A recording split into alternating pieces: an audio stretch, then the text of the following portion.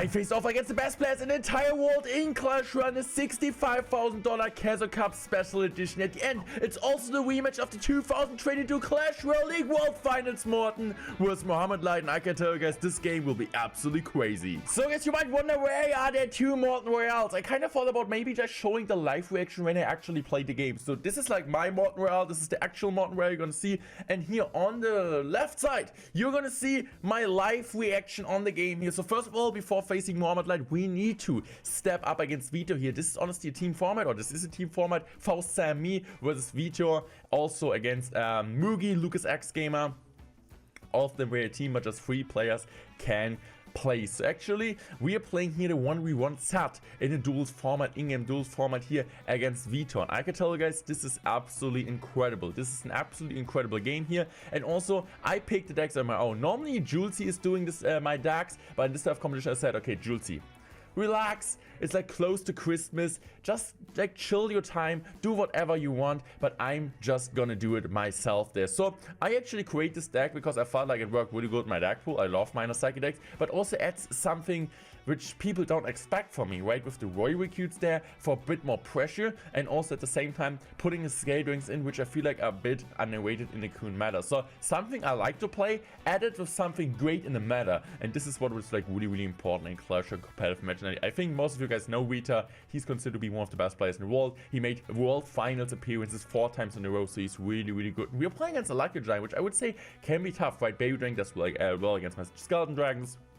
And also, of course, I don't really have anything against Bowler, of course, right? Like, that's, of course, a disadvantage with my deck is that normally you got the Knight against the Bowler, which does really well. But I just got my like my Recruits, right? And if he goes a Nade on top of that, I don't have any mini tank left besides minoring always in defense, but it's not really the way. So far, so good. We're doing a great job there. I'm just gonna go for my Skelly, for my Spears there at the bridge. My Skelly on the one side, on the right hand side, gets some damage. So I'm just gonna try to go for a miner there. Really good miner, trying to get some decent amount of chip damage. But I already know this might be a game where I also need to pressure opposite lane. So my little Prince coming on in the back.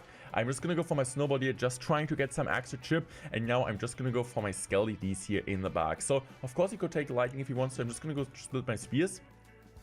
And now I'm just gonna take my poison here, and I think I'm also gonna use my ability. Now we might be we might be in some trouble, right? This is a Bowler, this is a Baby Dragon, this is a Knight, so a ton of stuff coming down the lane here. So I'm just gonna go for my Bomb Tower there, and look at this. This Bowler gets pushed to the side. So right now I need to kind of let the boy go there. I need to go now for my abilities. Just gonna go play Skeleton Rings, and I know this is a ton of damage, but at the same time, look at the left hand side. We dealt some damage there. So need to go defensive mine here. This is exactly what I was talking about. He just continues to spam. I'm just gonna go now for my LP here. LP does really well.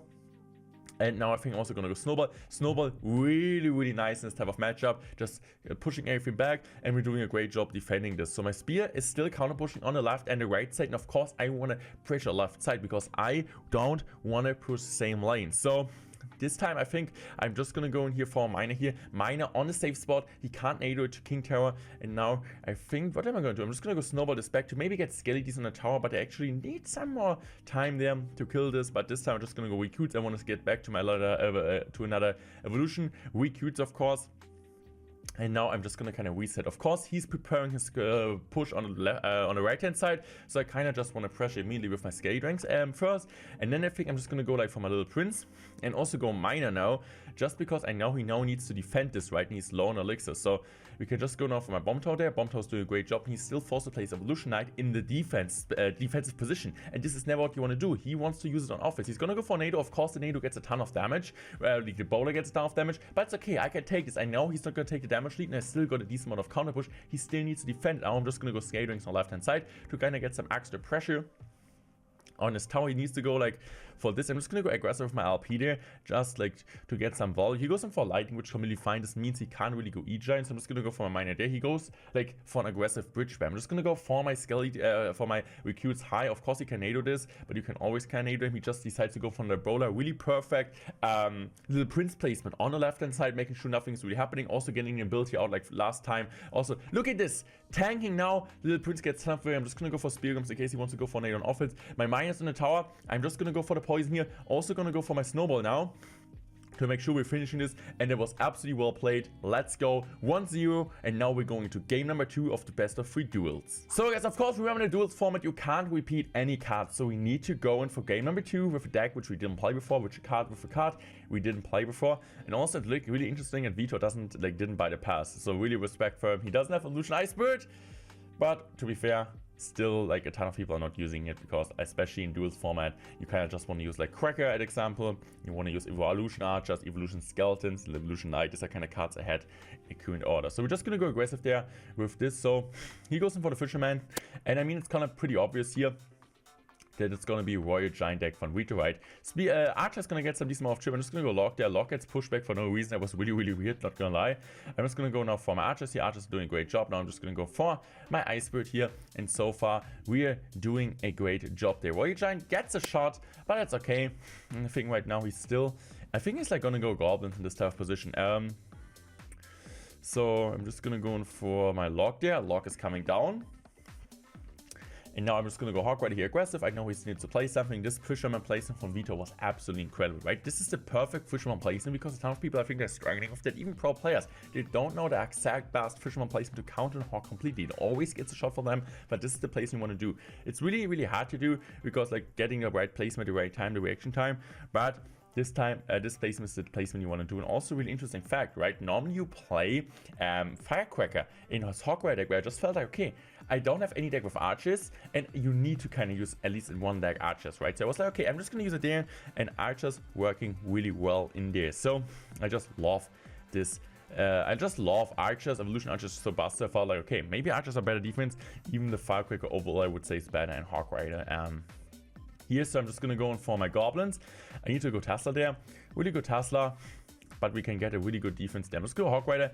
At the same time, he goes in for his Rage, so it means we can just go in for my Log there. Hog Rider gets 2 swings. A Royal Giant, or like Evolution Royal Giant, just gets 1 shot. So it was a really good timing with the Hog Rider. So now I think I'm just gonna go for my Evolution Archers, but this game will still be spicy. The Monk Royal Giant push can be really annoying at one point, so I'm just gonna go for my Mighty Miner there. And of course there's not really any way for me to split lane pressure anymore, right? I can't really go on the opposite lane, so I'm just gonna go cycle my first EQ. I'm still gonna go Hog Rider. I'm just gonna go for my Log there, and he needs to go now for his boy there. So I need to go like for my stuff in the back with my Archers. Just gonna go Iceberg here. No, this is like the first push which you're gonna get trouble, right? Because look at this, he goes in for the Rage and everything survives. Everything survives. I need to go Mighty Miner there, and now I need to go for my Log. Log is coming a bit too early, but I had to play it.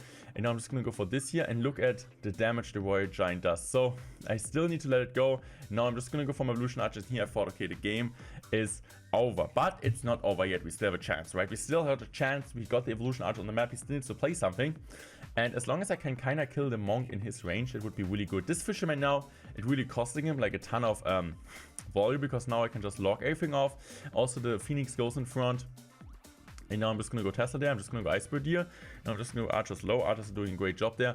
Also going on top of this and will survive this. He goes in for the Rage now. I can just go for my Log here. And also going to go for another Tesla. Tesla's coming down. He goes in for the Fireball. And now it's for me time to be aggressive. Just going to go Iceberg here first. Also the Iceberg needs to get respawned. Otherwise it's going to connect. And he goes in for the Phoenix there. So what an absolutely incredible game, right? I'm just going to go for a Mighty Miner here to get the ground control and also the 3-card cycle. I need to get a Hog shot. I was like, okay, I need at least 1 Hog Rider shot to kind of finish him off with spells. So I'm just going to go now for my Goblins here. And he goes in for this now. I'm just going to go for that. I was pretty obvious that he's going to force the build or go for the ability, so I didn't go pre-log because I didn't want the Log to get pushed back to my own tower. But now I'm going to just take the Log. He doesn't have the ability anymore, and we're looking good. So I'm just going to go for my Ice Speed. I'm just going to go Goblins. I just need to be aggressive once again with my Mighty Miner. And he goes in for his Fisherman. So I'm just going to go for my Evolution Archers here. And this Fireball was kind of a mistake. So I don't know why he went Fireball there. There was a huge mistake. So I can just go for the Log here. Also maybe trying to get something, but I don't get anything. So I still need to go in for my EQ here. I'm just going to go Goblins here. I can't really go Log because I know that. So I'm just going to wait because it was pretty obvious that he's going to go for the build here. I'm just going to go set up another Archers there. And now I need to go Log. And I'm also going to go Iceberg here. Really perfect Iceberg. Great great iceberg. Just gonna go high with that. Now I'm just gonna go for my Q here. Now I'm just gonna go for my log, making sure the Royal Giant doesn't get any shots. Mighty Miner's helping there. He goes in for the fireball, and now I'm just gonna go in for the EQ, and I'm taking a set down from Vito. And now it's time, guys. We're facing off Mohamed Light, arguably for like a town player, still best player in the world. I would say at least the most consistent one, of course. He's kind of on the grind, on the revenge against Mugi or like against everyone to just prove that he is the best. So I'm just gonna go for the miner here, and you could think, oh, Morten Royale uses miner control once again. But no, I'm still using it in the miner deck, but still in a different variation. So I'm just gonna go in there for my recruits in front. You could think, okay, is it once again like a miner deck with the royal recruits or something? No, you guys gonna see it. It's just the King of the Hill game there, so it's the best of one. Bans are Goblin Giant. Goblin Giant is banned for this set, and I'm just gonna go for my minions there. And like, you could think, okay, is it gonna be Balloon? I mean, for Mo Light, it could be Bridge Ban, but it's probably Balloon, right? I was like pretty sure it's gonna be Balloon for Mo there. So I have a really interesting deck you might not anticipate it or like expect from me.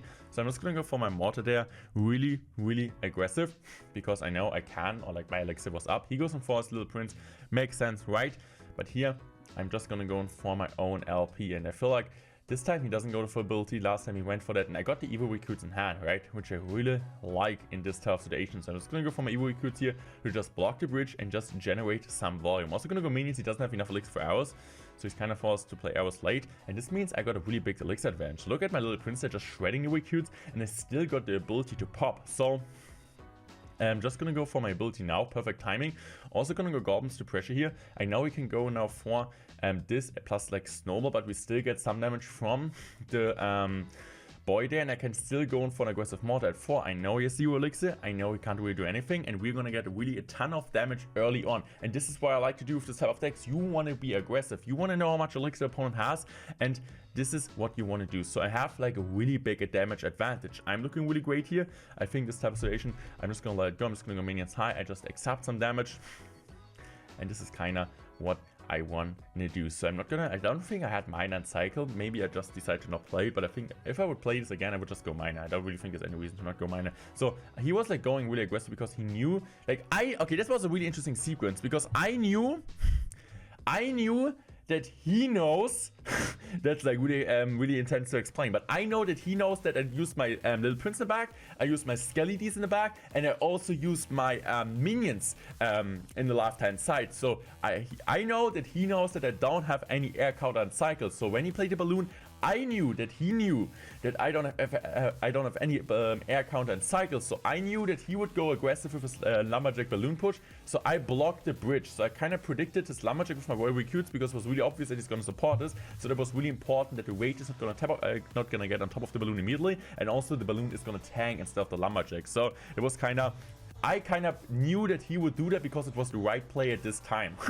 It's really hard to explain, but I think most of you guys understand what I was talking about. So really good arrows there, getting a really solid tower chip, which you should not underestimate. It's like over 100 damage, and now I can just go in here for my for my royal recruits in the back. So I'm just gonna go in, like, these also goes for recruits here. I'm also gonna go minions high to kind of just like bait out arrows, because I know I can also at the same time. Look at his deck, he doesn't have anything against minions beside arrows, so he's kind of always forced to arrow them down. Otherwise, as you guys were seeing there, we got so much value out of them. So my LP is coming down there, getting a ton of value, and I think this is a situation where you can just be really solid with my mortar there. So mortar's coming down, doing a great job. I'm just gonna go in here for my goblins in the back. And now I think, okay, this is like a really good balloon. Of course, he's playing it in an anti-mortar spot, or like in the spot where the mortar is not going to pull it. And now I need to go like for minions also. I was kind of scared of like a prediction, but now I think I'm just going to go miner in the back, because it kind of allows me also the 1 week to full HP is tanking. I'm just going to go miner there. And look at this, the miner is going to get so much ship damage. He's still forced to play fisherman, of course, a really good fisherman, because the fisherman once is tanking for my miner. At the same time, it's like still like for my scale rings, and is still tanking for, or like distract my miner tanking for the skelly D's. So here we're going once again with our royal recruits in the back. Now I'm just gonna go for my skelly D's at the bridge, and he goes in for snowball, and now we're just gonna go in for my LP in the bag. I'm just gonna go for my hours here, just making sure everything's gonna be down. I'm just gonna go for mortar. This is really honestly really bad mortar placement. And now Most gonna keep up the pressure. I just need to go goblin stay. He's gonna get some value on top of that. I need to go minions now also. And this is looking not too good. I need to go for a perfect little prince placement in the middle to make sure I kill the lumberjack and also at the same time distract that. Really good mortar. The little prince is tanking. I need to go for this. Now I'm also gonna go for goblins here, and I need to cycle back to another minions. Do I though? I'm just gonna go minions just to make sure we're not gonna take the damage, and he's gonna be able to just go in there. I'm just gonna go for the miner here. Fisherman's not gonna pull him. Fisherman's gonna walk. Miner's gonna get tough chip damage. Arrows are coming down. Skeletons are still on the field. More to distract and also apply aggression. And now just over. There's no way that Mohamed Light is taking down my tower. 4 HP left, and we won this game. Absolutely incredible game. I hope you guys enjoyed this video. Make sure to subscribe to the channel. Look at my reaction, and I hope you guys enjoyed this video. Gonna see you tomorrow. Check out one of my other videos, and I hope you guys enjoy this type of cop level content. If you do so, subscribe.